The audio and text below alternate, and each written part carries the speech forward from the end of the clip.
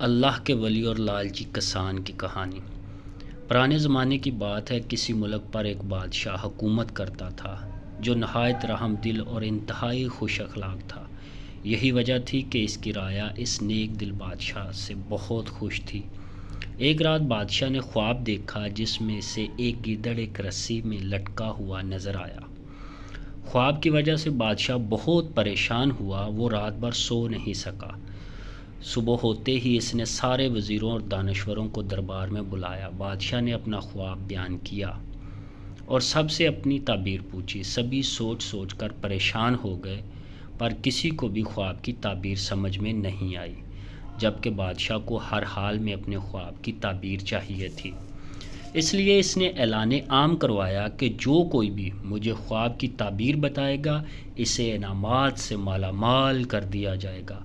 یہ سوچ کر بہت سے لوگ انعامات کی لالچ میں اور کئی خود کو عقل مند کہلانے کی لالچ میں تعبیر بتانے گئے، مگر سب ناکام ہو گئے۔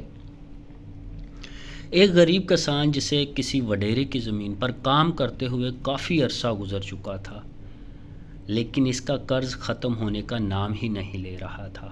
سارا منافع تو ظالم وڈیرا کھا جاتا تھا۔ سال ہر سال محنت کرنے کے باوجود کسان کی وہی بھوک اور بدحالی برقرار تھی۔ اس نے سوچا کیوں نہ قسمت آزمائی جائے اور بادشاہ کو اس کے خواب کی تعبیر بتائی جائے، کیا معلوم خوش ہو کر بادشاہ سلامت انعامات سے نواز دے۔ صبح ہوتے ہی غریب کسان شاہی محل کی طرف چل پڑا۔ چلتے چلتے راستے میں اس کی نظر ایک سفید پوش بزرگ پر پڑی جو ایک سایہ دار درخت کے نیچے بیٹھے ہوئے تھے۔ کسان نے آگے بڑھ کر انہیں باادب انداز میں سلام پیش کیا اور اپنے آنے کا مقصد بیان کیا۔ بزرگ نے تحمل سے اس کی بات سنی اور بتایا کہ یہ تو ایک معمولی بات ہے، تم وعدہ کرو کہ انعام میں جو رقم تمہیں ملے گی اس کا آدھا حصہ مجھے بھی دو گے، تو پھر میں تمہیں بادشاہ کے خواب کی تعبیر بتانے کے لیے تیار ہوں۔ کسان نے وعدہ کر لیا۔ اس بزرگ نے خواب کی تعبیر بتاتے ہوئے کہا، گیدڑ فریب اور چالاکی کی علامت ہوتا ہے۔ اس کا رسی پر لٹکنا اس بات کو ظاہر کرتا ہے کہ ملک میں فریب اور دھوکے بازی بڑھتی جا رہی ہے، اس لیے بادشاہ کو ہوشیار ہو کر رہنا پڑے گا۔ کسان سیدھا بادشاہ سلامت کے دربار میں آیا اور اسے خواب کی تعبیر بتائی۔ بادشاہ کو خواب کی تعبیر پسند آئی اور خوش ہو کر کسان کو مالا مال کر دیا۔ سارے مال سمیت جب وہ واپس آیا تو اس نے سوچا کہ کیوں نہ میں سارا مال اکیلا ہی ہڑپ کر جاؤں۔ بزرگ کو اگر اس مال کا آدھا حصہ نہیں دیا تو وہ کیا کر لے گا؟ یہ سوچتے سوچتے وہ اپنے گھر پہنچ گیا۔ کچھ عرصہ بعد بادشاہ کو خواب میں اپنے اوپر ایک باریک دھاگے سے تلوار لٹکتی ہوئی نظر آئی۔ خواب دیکھ کر بادشاہ پھر پریشان ہو گیا۔ آخر اس نے کسان کو قاصد بھیجا کہ اب وہ بادشاہ کے اس خواب کی تعبیر بتائے۔ کسان یہ بات سن کر پریشان ہو گیا اور مجبور ہو کر دوبارہ سفید پوش بزرگ کے پاس جا کر منت سماجت کر کے خواب کی تعبیر پوچھی۔ بزرگ نے اسے خواب کی تعبیر یوں بتائی کہ تلوار جنگ کی تیاری کی علامت ہے، جس کے لیے بادشاہ کو بھی اچانک حملہ ہو جائے کے لیے تیار کرنا پڑے گی۔ آخر میں بزرگ نے دوبارہ اپنا آدھا حصہ مانگا اور کسان نے حامی بھر لی۔ کسان بادشاہ سلامت کے دربار میں پہنچا اور خواب کی تعبیر سنائی، جسے سن کر بادشاہ بہت خوش ہوا اور پہلے کی طرح کسان کو انعامات سے نوازا۔ اس دفعہ وہ جیسے ہی دربار سے لوٹا تو راستے میں انہیں سفید پوش بزرگ کو اپنا منتظر پایا۔ بزرگ نے اس سے اپنا آدھا حصہ مانگا۔ کسان نے آؤ دیکھا نہ تاؤ، تلوار نکال کر بزرگ پر وار کر دیا، جس سے بزرگ کا ایک بازو زخمی ہوا، لیکن وہ خاموش رہا، جبکہ کسان جو اب لالچی ہو گیا تھا سارا مال اپنے ساتھ لے کر چل دیا۔ اتفاق سے بادشاہ کو پھر تیسرا خواب نظر آیا، جس میں اسے ایک ذبح کی ہوئی بکری نظر آئی۔ بادشاہ نے دوبارہ قاصد بھیجا اور کسان کو طلب کیا کہ آ کر میرے خواب کی تعبیر بتاؤ کہ اس خواب کا کیا مطلب ہے۔ کسان بہت پریشان ہوا اور آخر کار تیسری مرتبہ شرمندہ ہو کر بزرگ کی طرف روانہ ہوا۔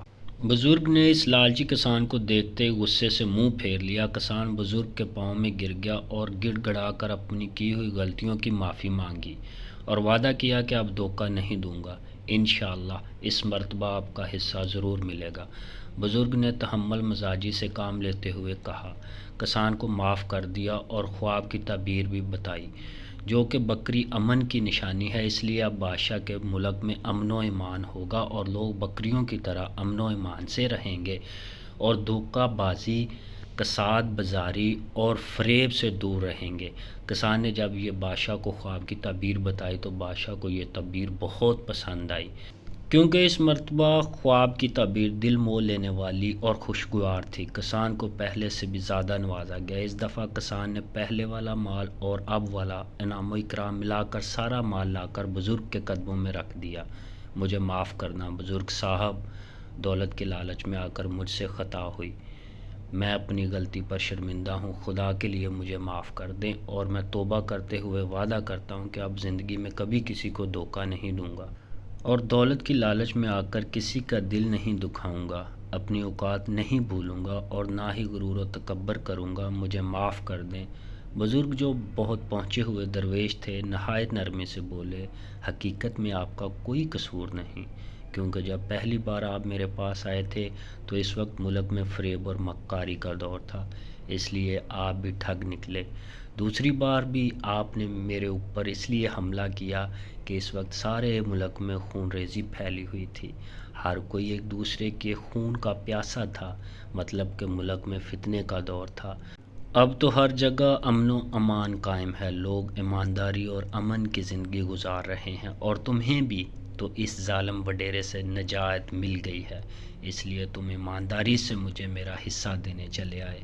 بزرگ نے بتایا کہ مجھے اس مال میں کسی چیز کی ضرورت نہیں ہے، ہم اللہ لوگ بندے ہیں، ہمیں تو بس دین کی دولت نصیب ہو جائے، بس وہی اصل دولت اور کامیابی ہے۔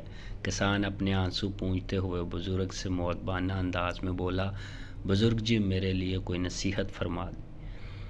بزرگ اپنی جگہ سے اٹھے اور بڑے ہی مؤدبانہ انداز میں کسان کو نصیحت کرتے ہوئے کہنے لگے، اپنے سے بڑوں کا احترام کرنا، چھوٹوں پر شفقت کرنا، درخت لگانا مگر پھل کا انتظار نہیں کرنا، اور ہو سکے تو کوئی درسگاہ ضرور بنانا۔ نصیحت فرما کر سفید پوش بزرگ وہاں سے روانہ ہو گئے۔ اللہ حافظ۔